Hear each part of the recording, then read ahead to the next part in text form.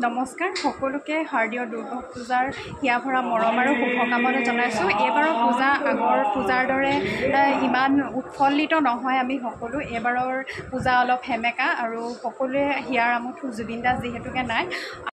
আৰু আজি মই আইথানলৈ আহিছিলোঁ। আইথানতো পূজা পালন কৰা হৈছে আৰু ইয়াতে ভগৱানৰ নাম কীৰ্তন চৰ্চা কৰাৰ মাজতে মই এজন খুৰা লগ পালোঁ। খুৰাই খুব ধুনীয়া কবিতা গায় আৰু এয়া হ'ল খুৰাজন। খুৰা ক'ৰ পৰা আহিছে আপুনি কৈ দিয়ক। মই মোৰ ঘৰ শিৱসাগৰ জিলাৰ ৰৌদৈ পুখুৰী মই পাহৰিব নোৱাৰোঁ। ৰৌদৈ পুখুৰী এনেকুৱা এখন ঠাই য'ত অসমৰ বুৰঞ্জী ৰৌদৈ পুখুৰীক বাদ দি লিখিব নোৱাৰে। কিন্তু পৰিস্থিতি সাপেক্ষে বৰ্তমান মই তিয়কৰ বাসিন্দা, কিন্তু আল্টিমেটলি মই ৰৌদৈ পুখুৰীলৈকে গুচি যাম। মোৰ নাম গৌৰীনাথ ভট্টাচাৰ্য। হয়, খুৰাই খুব ধুনীয়া কবিতা গাই মোক এইমাত্ৰ কবিতা এটা শুনালে আৰু মই ভাবিলোঁ ভিডিঅ' কৰি অকণমান লওঁ, আপোনালোককো শুনাম, যিহেতুকে কবিতা মই ভাল পাওঁ আৰু আপোনালোকেও ভাল পাব। ঠিক আছে খুৰা, কবিতাটো অকণমান শুনাম। কবিতা বোলা বস্তুটো বৰ বেলেগ ধৰণৰ বস্তু। ই অন্তৰৰ পৰা নিগৰি অহা কিছুমান শব্দৰ গাঁথনি আৰু বিশেষকৈ মই কবিতা ঢেৰ লিখোঁ, কিন্তু ঢেৰ য'ত থৈ দিওঁ এইবোৰ প্ৰকাশ নহয়। আৰু তাৰ কাৰণে মই নিজকে মোৰ ক্লাছ 9-10ত পঢ়িছিলোঁ।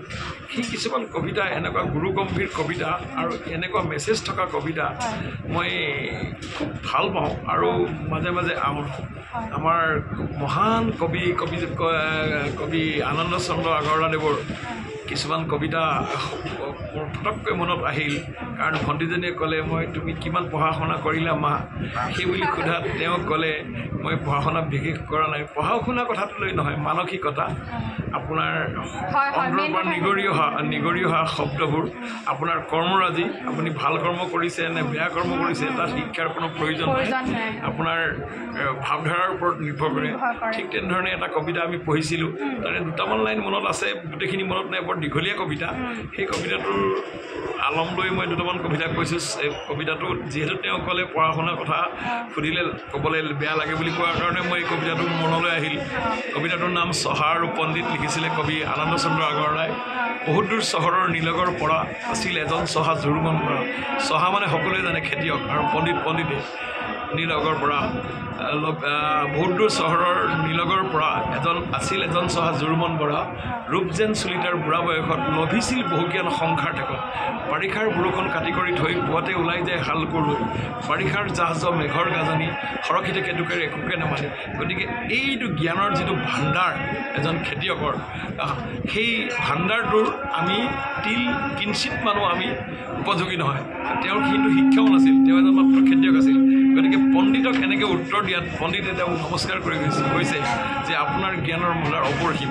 ইয়াৰ পিছতো বহুত দীঘলীয়া শাৰী আছে, সেইখিনি মোৰ সম্পূৰ্ণ মনত নাই, কাৰণ বয়স মই এতিয়া 65+ ওপৰত পাহৰি গৈছোঁ। চালে হয়তো নিশ্চয় মনত পৰিব। গতিকে এই দুৰ্গা পূজা এইবাৰ বৰ আনন্দমৰ নহয়। আমাৰ হিয়াৰ আমঠু জুবিন গাৰ্গ সকলো অসমবাসী কোনোবাই গুচি গ'ল আৰু ময়ো আজিও কান্দি আছোঁ প্ৰেক্টিকেলি। বহুত বেয়া লাগিছে। তেওঁ সুৰ, তেওঁ গীতৰ আধাৰ, তেওঁ সুৰকাৰ, তেওঁ গীত লিখে, তেওঁ চিনেমা কৰে, তেওঁ ডাইৰেক্টৰ কৰে, প্ৰযোজনা কৰে, তেওঁ সকলো জানে আৰু 1 নম্বৰ বাদ্যযন্ত্ৰীও তেখেত।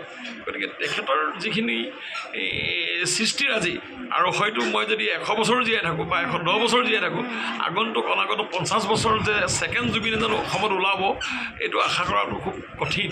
আৰু যি নহওক, এই মুহূৰ্ততে শাৰদীয় পূজাৰ সকলোলৈকে মই শুভেচ্ছা জনাইছোঁ আৰু জুবিন গাৰ্গৰ তেখেতৰ আত্মাই যে শান্তি পায় তাৰ ওচৰত ভগৱানক প্ৰাৰ্থনা কৰাইছোঁ।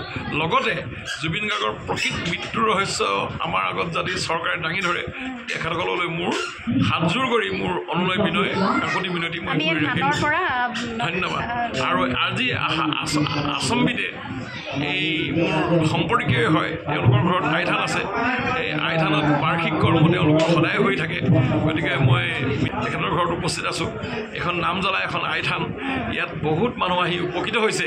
গতিকে এই আইথানলৈও মোৰ ডিমৌ কেন্দুগুৰিত অৱস্থিত শ্ৰী শ্ৰী আইথান, তেখেতে কয় সেই আইথানৰ মই শতকোটি প্ৰণাম জনাইছোঁ।